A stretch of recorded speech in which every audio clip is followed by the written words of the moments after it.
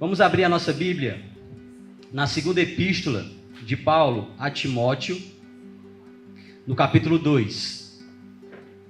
A gente vai ler do versículo 1 até o 7, que são os versículos que nós iremos utilizar para a pregação dessa noite. 2 Timóteo, capítulo 2, versículos 1 ao 7. Os irmãos acharam? Amém? Diz assim a palavra de Deus: Tu, pois, filho meu, fortifica-te na graça que está em Cristo Jesus. E o que de minha parte ouviste através de muitas testemunhas, isso mesmo transmite a homens fiéis e também idôneos para instruir a outros. Participa dos meus sofrimentos como um bom soldado de Cristo Jesus. Nenhum soldado em serviço se envolve em negócios dessa vida, porque o seu objetivo é satisfazer aquele que o arregimentou. Igualmente, o atleta não é coroado se não lutar segundo as normas. O lavrador que trabalha deve ser o primeiro a participar dos frutos. Pondera o que eu acabo de dizer, porque o Senhor te dará compreensão em todas as coisas.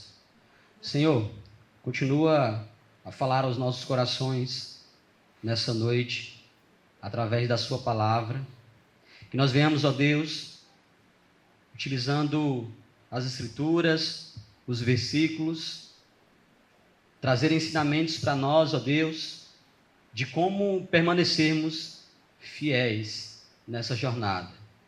De como, ó Deus, permanecermos fiéis diante da missão que o Senhor mesmo nos entregou. Nos ajuda, Pai, nessa noite, a tirarmos conselhos desses versículos, daquilo que precisamos fazer para glorificarmos o Teu nome aqui nessa terra. Essa é a nossa oração. Em nome de Jesus. Amém. Nós continuaremos essa série em 2 Timóteo e o objetivo principal aqui não vai mudar. Mudou agora o capítulo, encerramos o capítulo de número 1, mas o objetivo, que é permanecer fiel, que é permanecer forte na jornada, que é conhecer a nossa missão de guardar o bom depósito, como alguém que entendeu com a mente, mas não somente isso, foi incendiado todo o seu ser, uma convicção profunda de alguém que crê em Cristo Jesus e a sua vida agora está movida por isso. Esse objetivo principal continuará sendo exigido nos versos que nós iremos observar a partir de agora. Nós precisamos permanecer fiéis, precisamos permanecer firmes, precisamos guardar o bom depósito que o Senhor nos confiou, que é a pregação do Evangelho. Essa mensagem que tem transformado vidas no passado, no presente e, com certeza, continuará transformando até o momento em que Cristo voltar para buscar a sua igreja. E é o que nós iremos observar aqui. Versículos 1 e 2, a ideia é entender, através desses dois versos, o que esperas, o que se espera daqueles que abraçaram essa missão, ou daqueles que já têm desejado e têm entendido que o Senhor está lhe chamando ou lhe convocando para isso. Todos nós, ao sermos alcançados pelo Senhor, somos comissionados a possuirmos uma responsabilidade de guardar o Evangelho, guardar o bom depósito. Nós não somos somente salvos, eu sei que isso é algo já maravilhoso, não tem como mensurar o valor da salvação, de ser transformado, de ser salvo, de receber vida espiritualmente falando, mas junto a isso, espera-se que nós venhamos abraçar a missão como discípulos de Deus. Então, o que se espera de nós? Versículo 1. o apóstolo diz assim para o jovem pastor Timóteo, falando ali primariamente a sua pessoa. Ao jovem pastor ele diz: tu, pois, filho meu, fortifica-te na graça que está em Cristo Jesus. Essa é mais uma daquelas construções aqui inicial, tu, pois, ou portanto, de algumas traduções, a NVI, por exemplo, quando inicia-se com essa palavra, logo espera-se que nós venhamos a olhar para o que foi dito anteriormente, para o contexto ali imediato. Quando essa palavrinha aqui está no início do verso, nós precisamos observar o que foi falado anteriormente. O apóstolo Paulo aqui pode estar tendo em mente aqui, ou tendo como pressuposto, as dificuldades que ele já compartilhou nos versículos anteriores, ou por que não dizer, a 1 Timóteo e em 2 Timóteo, as dificuldades que toda a igreja, ou todos aqueles que compõem a igreja, poderão passar. E foi o que nós, por exemplo, meditamos na última pregação, ou na penúltima. Até porque os últimos versos nós dividimos em duas pregações. Na primeira, utilizando ali a partir do versículo 12 do capítulo 1, a gente falou sobre o abandono que o apóstolo Paulo sofreu. E em seguida, sobre uma grande demonstração de graça sobre o Senhor, através da vida de Onesíforo, sobre ele. Na verdade, a partir do versículo 15. O apóstolo Paulo, servo do Senhor, homem fiel, foi abandonado, inclusive por homens que ele havia abençoado, instruído, falado sobre o Evangelho. Mas depois a gente concluiu esse trecho falando sobre uma demonstração da graça do Senhor sobre a vida dele, que foi enviando Onesíforo para lhe fazer companhia, para lhe ajudar naqueles momentos bem difíceis. E nós sabemos que diante dessas dificuldades nós podemos se enfraquecer. Algumas dificuldades poderão causar isso na jornada. Não é difícil nós implicarmos a ideia de que, dentre tantas dificuldades que o jovem pastor Timóteo possuía, esses problemas que acompanham, no caso, líderes aqui, acompanhou inclusive o apóstolo Paulo, provavelmente também iria acompanhar a vida de Timóteo, poderia lhe enfraquecer na jornada.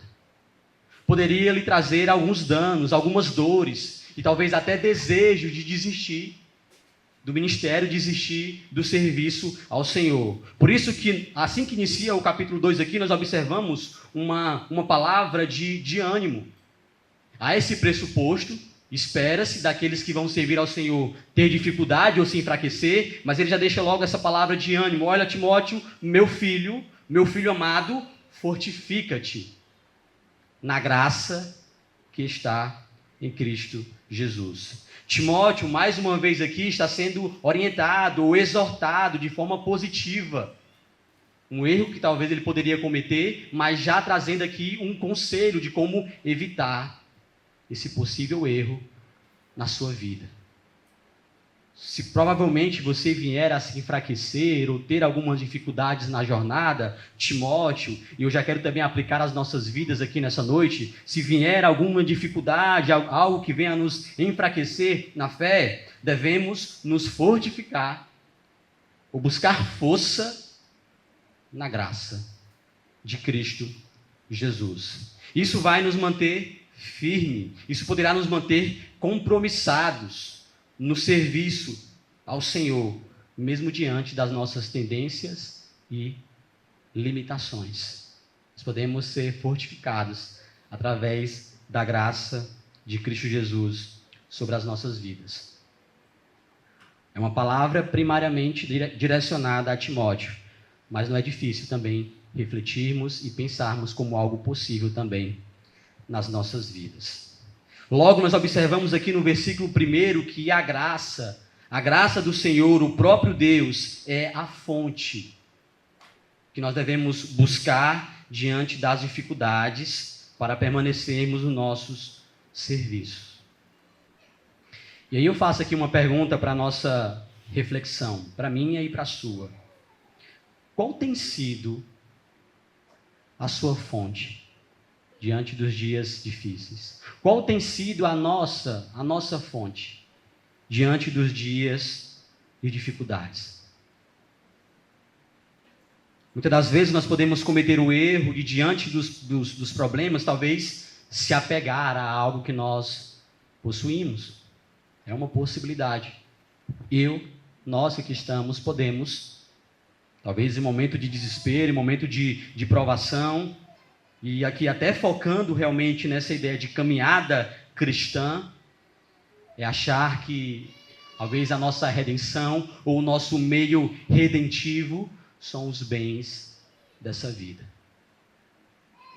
Alguns podem buscar esse refúgio ou esse meio de redenção. Nós podemos buscar esse refúgio e meio de redenção, talvez em relacionamentos, em afetividades. Com o esposo, com a esposa, com o filho, com a filha, com um amigo querido, com pessoas queridas. São coisas boas, mas o ponto aqui é, isso não deve ser algo primário ou como algo infalível. Nós podemos sim ter essa bênção do Senhor ou presente de Deus sobre as nossas vidas como uma evidência de que Ele está conosco, como evidências da sua graça, da sua bondade sobre as nossas vidas, mas essas coisas, talvez títulos, enfim, tantas outras coisas nós poderíamos mencionar aqui, jamais poderá ser aquilo que é prioritário, a nossa fonte para nos manter firmes e fortes diante da jornada. São coisas que nós podemos zelar, que nós podemos cuidar, que nós podemos usufruir, se relacionar com os bens presentes, com as bênçãos do Senhor derramadas nesse tempo presente. Mas a fonte, diante de um desejo de desistir do nosso serviço, desistir do serviço ao Senhor, é somente a graça de Deus que poderá nos auxiliar. É somente o próprio Deus que poderá nos auxiliar. Não existe outro meio, não existe outra fonte. Nós podemos ter muita dificuldade se isso não for compreendido. A nossa maior motivação para continuar perseverando e se mantendo fiel nessa jornada é a graça. É a graça de Deus. É a graça do Senhor. Isso precisa ficar firme em nossos corações. Ele segue aqui e diz: o que de minha parte ouviste, versículo 2, o que de minha parte ouviste através de muitas testemunhas, isso mesmo transmite a homens fiéis e também idôneos, para que eles possam daí então instruir a outros. Lembra aqui a ideia de guardar o bom depósito, de ter sido alcançado pelo Senhor, mas também a responsabilidade de compartilhar, de manter essa mensagem de geração em geração, guardando, não sujando essa mensagem, não alterando a mensagem do Evangelho. Isso precisa ficar como pressuposto aqui em nossos corações para meditarmos também no versículo 2. Isso aqui era uma prática comum. Essa dinâmica de passar uma herança para a próxima geração é uma prática comum. Repassar nossas convicções, repassar nossos princípios, repassar nossos bens àqueles que possuem. Espera-se que isso venha a acontecer. É uma dinâmica comum. Só que existe algo precioso, maior do que todos os bens que alguém possa possuir aqui nessa terra, que é o Evangelho. Que é a mensagem do Evangelho, que é a poderosa mensagem do Evangelho. A poderosa mensagem acerca de Cristo Jesus. Sua vida, sua morte, sua ressurreição, sua glorificação, o Evangelho. A mensagem que transforma vidas. A mensagem que transforma pessoas. Espera-se que nós venhamos a guardar ela. E aí o conselho aqui para Timóteo, como líder daquela igreja, é: Timóteo, aquilo que eu compartilhei para você, que você ouviu, que eu preguei para você, que eu compartilhei para você, inclusive diante de outras testemunhas, pega isso, Timóteo, pega essa mensagem e transmite a outros homens, a outros líderes, homens fiéis, homens piedosos, transmite, porque aí eles vão transmitir a outros, a outros, a outros e a outros, e tem sido transmitido até os dias de hoje. Timóteo ouviu o evangelho do apóstolo Paulo. Ele precisaria continuar guardando esse evangelho que transformou a sua vida e compartilhando sem alterá-lo para outras pessoas. E óbvio, se ele compartilha para o líder ou para os outros pastores que formavam aquela igreja, logo a igreja também vai ouvir essa mensagem do evangelho.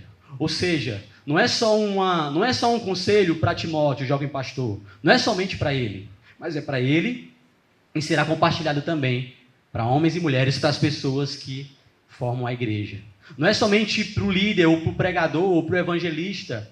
Na verdade, é para toda a igreja, até porque toda a igreja, homens e mulheres que foram alcançados pelo Senhor, precisam entender que são missionários. Os líderes, os pastores, os homens levantados por Deus, guardam essa mensagem. Ele não guarda retendo para si. Isso precisa ficar ainda mais claro. O guardar o evangelho não é reter, não é esconder, é compartilhar, é não deixar a mensagem ser adulterada ou alterada, confiando em Deus, para que ela continue transformando vidas. É o que esperas de mim, é o que se espera de cada um de vocês que estão aqui nessa noite, que tem considerado servir ao Senhor, guardar o bom depósito, pregar o evangelho, pregar essa mensagem de transformação. Essa mensagem continua sendo compartilhada, nós somos os meios para que ela continue sendo passada de geração em geração. Essa é a nossa missão, guardar o evangelho, pregar o evangelho a outras pessoas. É importante, então, recebermos conselhos, porque nós iremos concordar, não se trata de algo simples, ou algo tão fácil assim de ser feito. Nós realizamos essa missão, nós realizamos essa tarefa sempre na dependência do Senhor. Não somente confiando no seu poder, esse é um ponto, e esse ponto deve ser abraçado, mas sendo obediente à sua palavra. Observando os conselhos que ele nos entrega para que nós venhamos ser diligentes nessa missão. Então, após perceber o que se espera de nós, o que espera-se, na verdade, no ato de exercer essa missão, nós precisamos agora entender, e o texto segue, trazendo alguns conselhos bem práticos, que eu e você precisamos abraçar para sermos diligentes nessa tarefa. Para realizarmos essa tarefa de continuar guardando o bom depósito de uma forma fiel, eficaz, fidedigna, na confiança do Senhor. E aí, a partir do versículo de número 3, nós já começamos a entender o que nos aguarda diante de tudo isso. Na verdade, ainda nesse ponto, né, do que nos aguarda. E o versículo 3 aqui, a gente pensa que as coisas vão, de um certo modo, aliviar, mas nós observamos o barbante aqui, o sarrafo aumentando um pouquinho mais. No versículo 3, olha o que se espera aqui. Olha o convite feito pelo apóstolo Paulo ao jovem Timóteo. Ele diz assim, versículo 3, participa dos meus sofrimentos, como um bom soldado de Cristo Jesus. Alguns poderiam olhar para esse verso e chamar o apóstolo Paulo aqui de maluco. Lembra que ele está em uma prisão, não espera mais, não aguardava mais ser liberto dessa prisão ou dessa cadeia.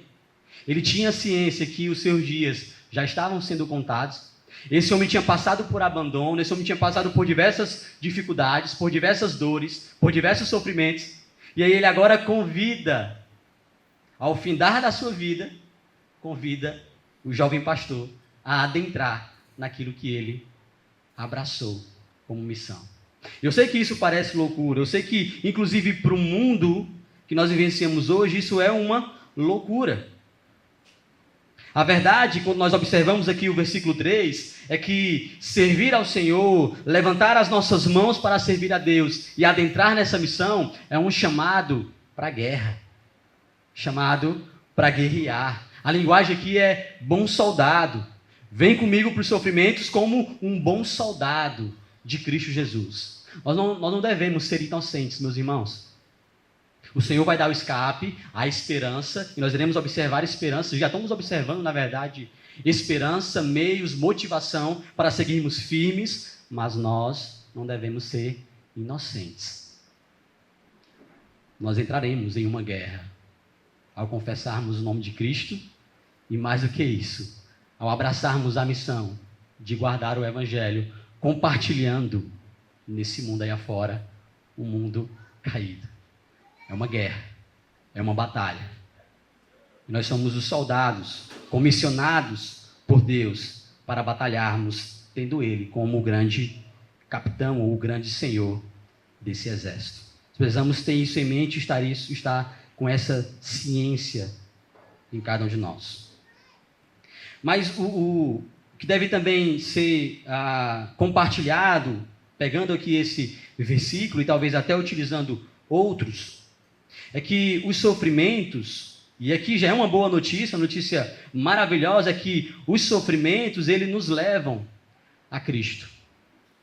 O apóstolo Paulo, quanto mais sofria, mais convicto ele ficava da sua fé.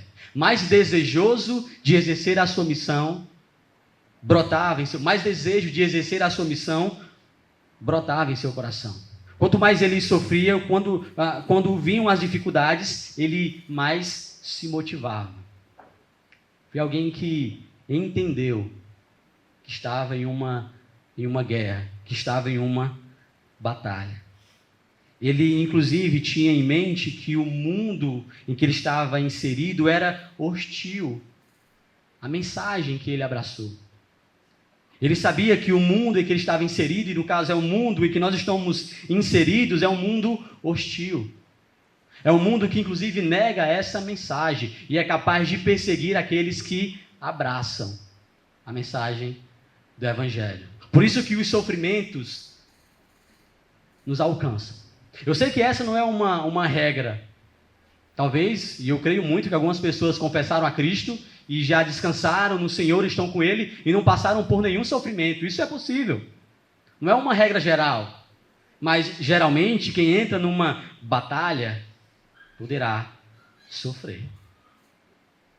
Quem se torna um soldado de Jesus, entrando em uma batalha, poderá ser atingido uma hora ou outra por um balaço ou um tiro vindo do inimigo. Nós precisamos estar cientes disso. E é esse sofrimento, é essa ciência acerca do sofrimento e das dificuldades que nos levam cada vez mais para próximo de Cristo. Porque essa ideia de sofrimentos eminentes, ou a realidade do sofrimento nas nossas vidas, é que desperta em nossos corações, ou traz à nossa memória a ideia de que nós somos dependentes do Senhor. E nós iremos sempre fortalecer em nossos corações, principalmente quando estamos distantes do Senhor, é que nós não precisamos de Deus. Aí, os sofrimentos vêm e traz à nossa memória o quanto que nós dependemos de Deus. A dinâmica geralmente é essa. Os sofrimentos nos aproximam do Senhor, porque nós iremos viver no mundo, mas sem pertencer a esse mundo. Nós precisamos entender que a mensagem do Evangelho ela é contracultural, ela é contrário aos desejos dessa cultura promíscua, perversa, maldosa, cheia de si, orgulhosa. O Evangelho ele é contrário aos desejos desse mundo. Por isso, sofrer por amar a Deus é uma forte evidência de que nós estamos no caminho correto.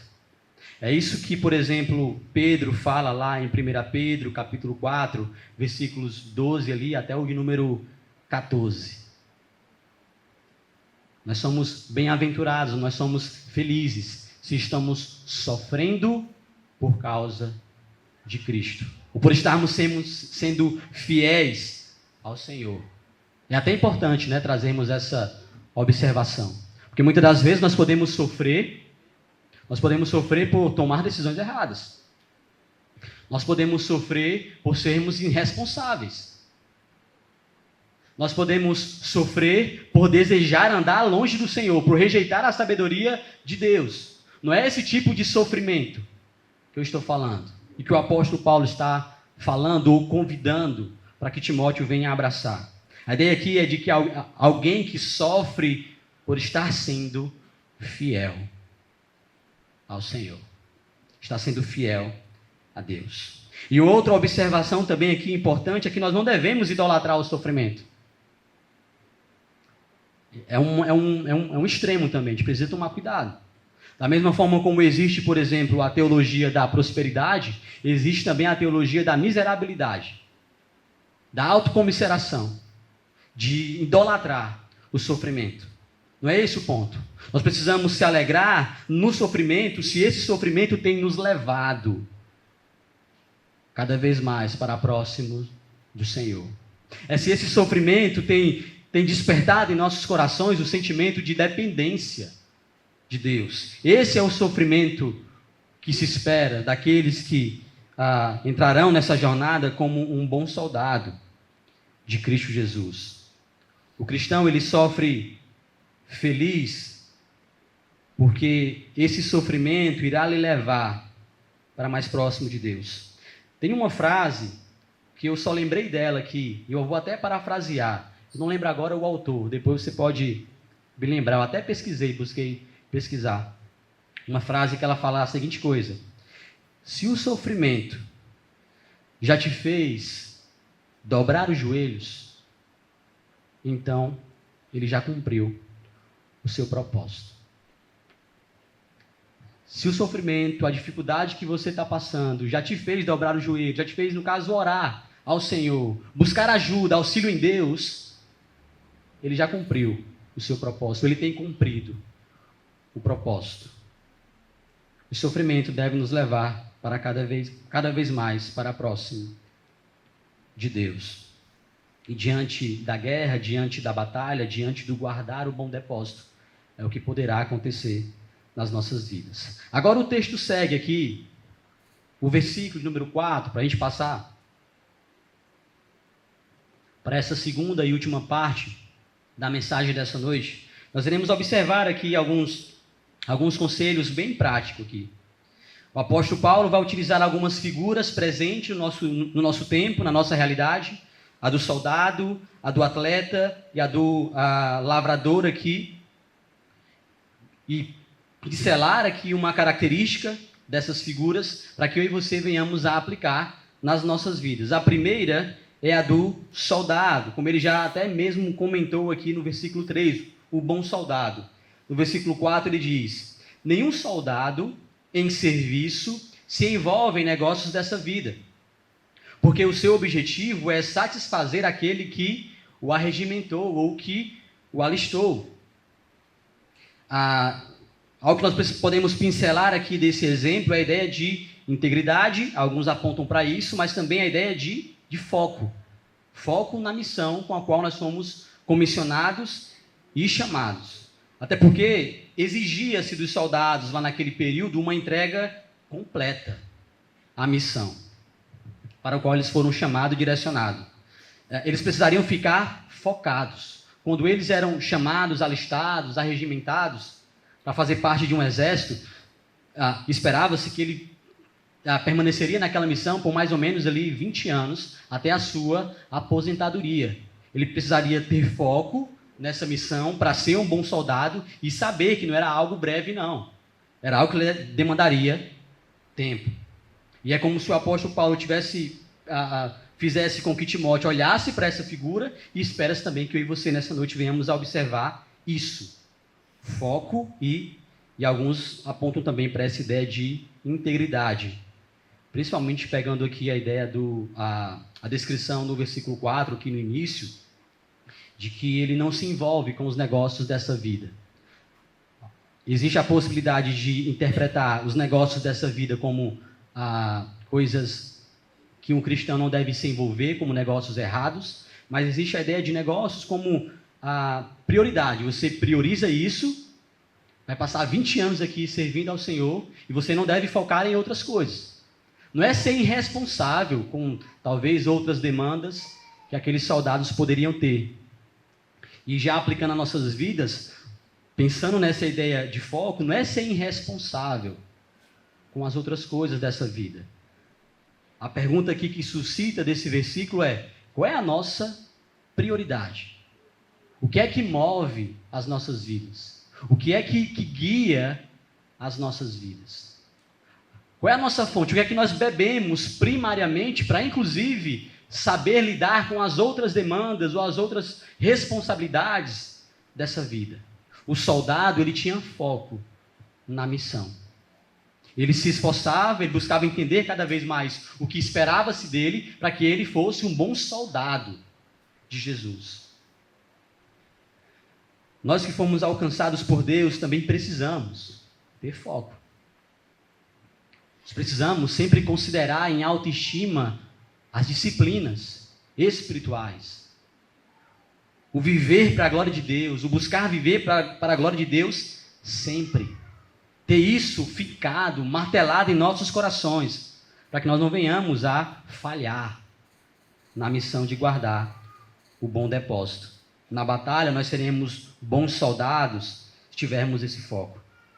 Um desejo de honrar ao Senhor que nos comissionou. Então tem essa ideia de prioridade. Como também eu não acho também tão estranho assim a ideia de integridade.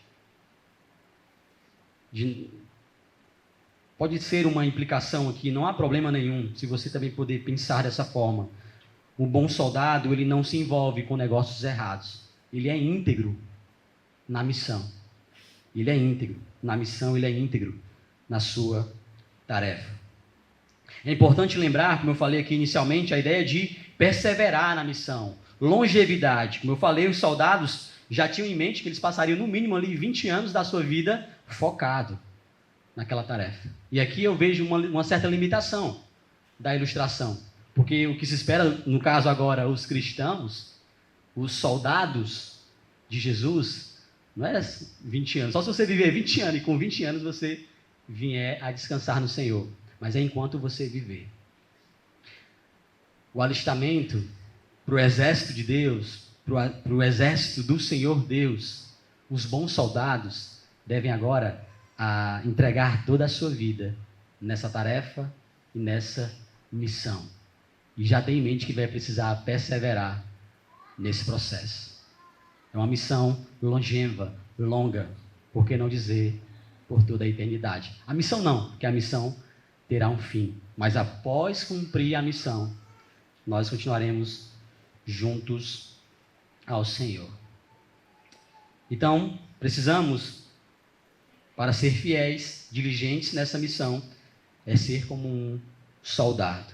Ter prioridade, ter foco, ser íntegro e perseverar na jornada. O segundo exemplo aqui, ele vai utilizar do atleta. Versículo 5. Igualmente, o atleta não é coroado se não lutar segundo as normas. A ideia da integridade, alguns também abraçam por conta aqui do versículo 5, porque ele está dando continuidade, né? Não tem um soldado? Igualmente ao soldado, o atleta não é coroado se ele não lutar segundo as normas. Ou seja, abraçar as normas, ser íntegro. Muitos fazem essa ligação e por isso também apontam lá com uma ideia de integridade para o soldado. É alguém que não burlua as regras. É alguém que segue os princípios, que guarda os mandamentos. Mas além disso, o que nós podemos pincelar aqui da figura do atleta é a disciplina. Aquele que vai servir ao Senhor, aquele que irá guardar o bom depósito, um dispenseiro do Evangelho, da palavra poderosa e transformadora de vidas, é ter disciplina. Os atletas possuem essa característica. Disciplina, rotina de exercícios, abrir mão de muitas coisas, se preciso for. O atleta, ele faz isso. Ele abre mão talvez de desejos relacionados à alimentação, abrir mão muitas das vezes de estar ao lado de pessoas que ele tem afeto, que ele ama, para seguir a sua carreira, para seguir o seu esporte. Disciplina, abrir mão de muitas coisas. Os atletas se preparavam bastante, eles eram dedicados. Porque um bom atleta, assim como um bom soldado, deseja o prêmio. E se ele deseja o prêmio, ele deve treinar bastante. Ele deve se esforçar muito. Ele deve ser disciplinado. E assim também nós precisamos ser disciplinados, dedicados. A boa notícia é que não vai ser somente o vencedor da coroa da vida. Nesse exército, nessa corrida aqui, pegando essa ilustração, nessa corrida, um número incontável de pessoas receberá a coroa da vida. O número de pessoas se alegrará ao final de tudo, porque receberá a coroa da vida. Por isso nós precisamos ser semelhantes ao atleta aqui, nesse sentido de se dedicarmos nessa missão, se dedicarmos nessa tarefa. É o que se espera de nós, instrumentos do Senhor, soldados de Deus, homens e mulheres que confessaram a Cristo, precisam ser bons soldados, precisam ser semelhantes aos atletas. Disciplina, dedicação, abrir mão de muitas coisas quando necessário for. Os atletas fazem isso por uma coroa corruptível, por um troféu corruptível, que vai ficar, que se acaba com o tempo. E eles se entregam e eles se dedicam.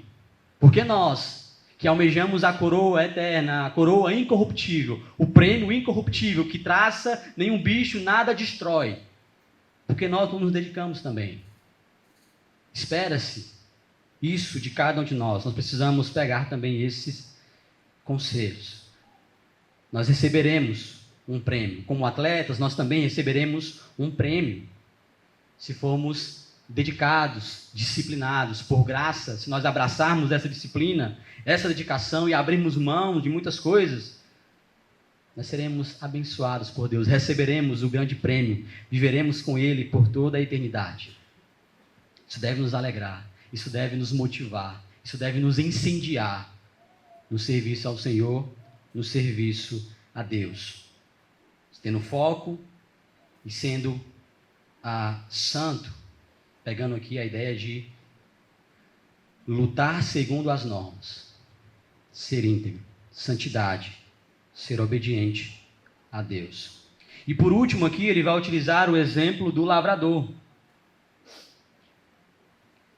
O lavrador que trabalha deve ser o primeiro a participar dos frutos. Dentre várias coisas, nós poderíamos retirar aqui da figura do lavrador. Nós podemos tirar a primeira aqui de alguém que trabalha. Né? O lavrador que trabalha. E a palavra trabalha, biblicamente falando, sempre traz a ideia de uma entrega realmente excessiva.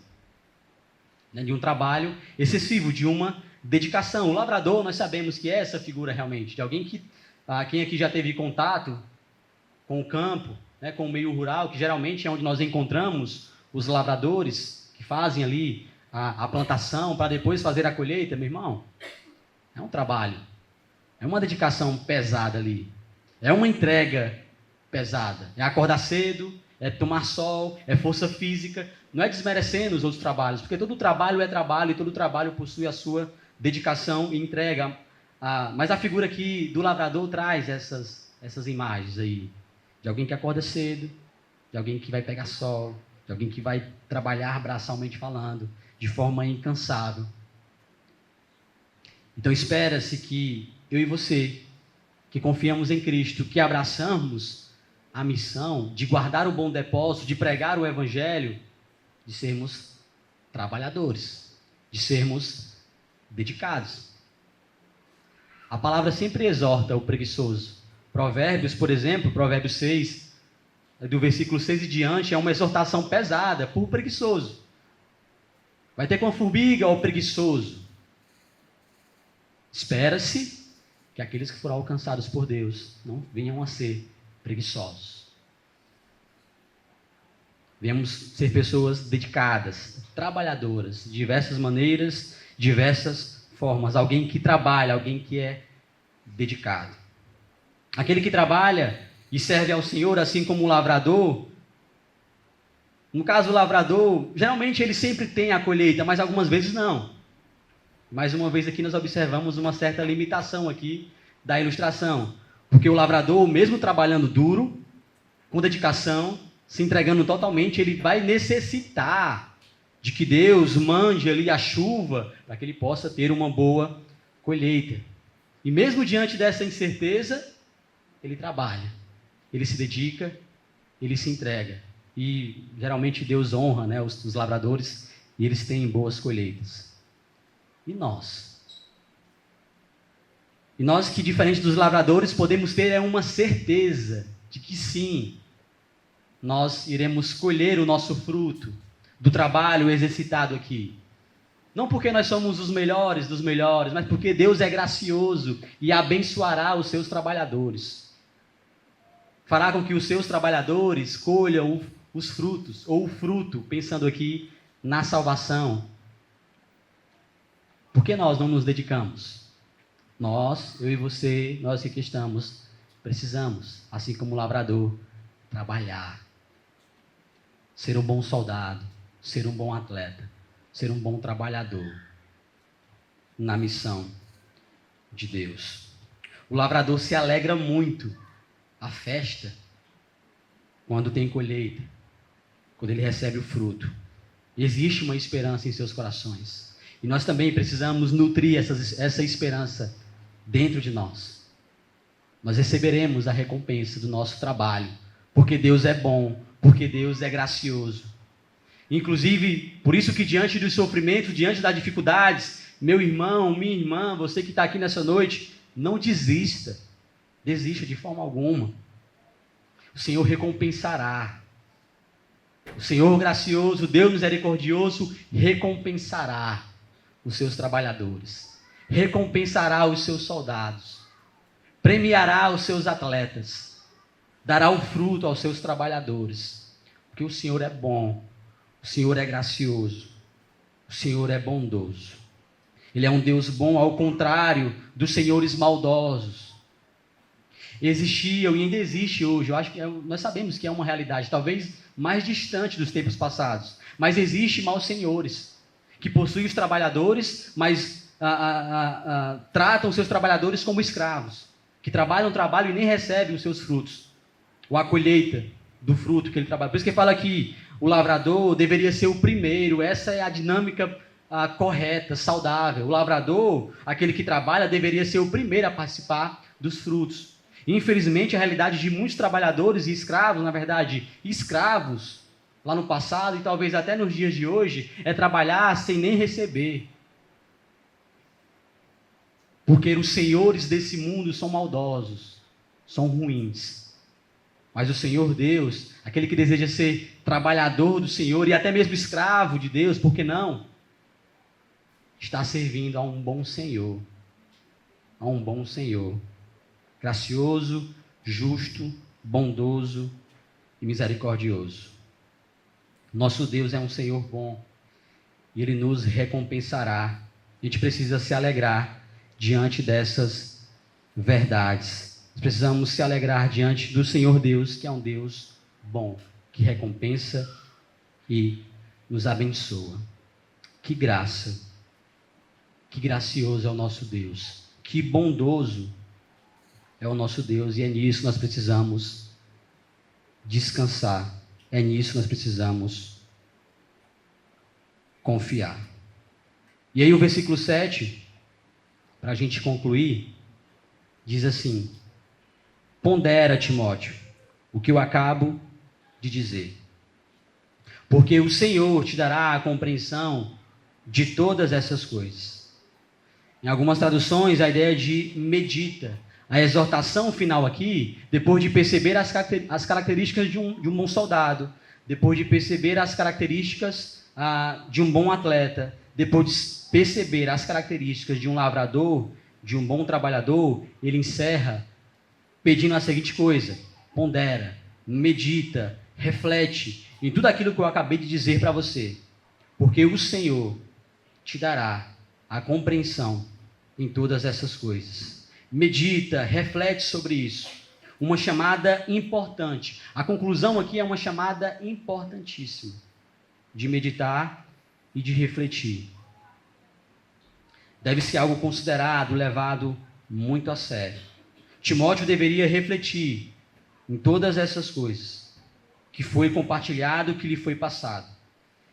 E aí ele deveria aplicar aos outros líderes, e em seguida aos outros líderes, e toda a igreja receberia esses conselhos e essas exortações. Eu concluo dizendo a seguinte coisa: nós devemos nos manter firmes e fortes, mesmo diante dos desafios diversos que nós iremos ter aqui nessa vida. Não pela nossa própria força, mas por conta da graça encontrada em Cristo Jesus. Por isso nós devemos permanecer fiéis até o fim, porque nós seremos recompensados pelo próprio Deus. Ele nos dará vida eterna. Por isso medita nessas coisas. Por isso reflete. Gasta tempo. Debulha tudo que foi compartilhado aqui nesses versos. Para que Deus lhe dê graça, lhe dê orientação, lhe dê capacitação. Para mim e para você, para todos nós. Para que nós venhamos ser diligentes. Como homens e mulheres que guardam o bom depósito. Que guardam o Evangelho. Sendo transformado por Ele e passando a outros. Sem adulterar, sem modificar nada. Sem modificar nada. Até um vídeo que eu compartilhei hoje, uma palavra do Jonas Madureira aos pastores. Nós precisamos somente replicar a mensagem do Evangelho. Não tem nada a ser acrescentado, não existe nada novo, apenas replicar. O bom pastor, ele faz isso. Ovelhas de um bom pastor também fazem isso.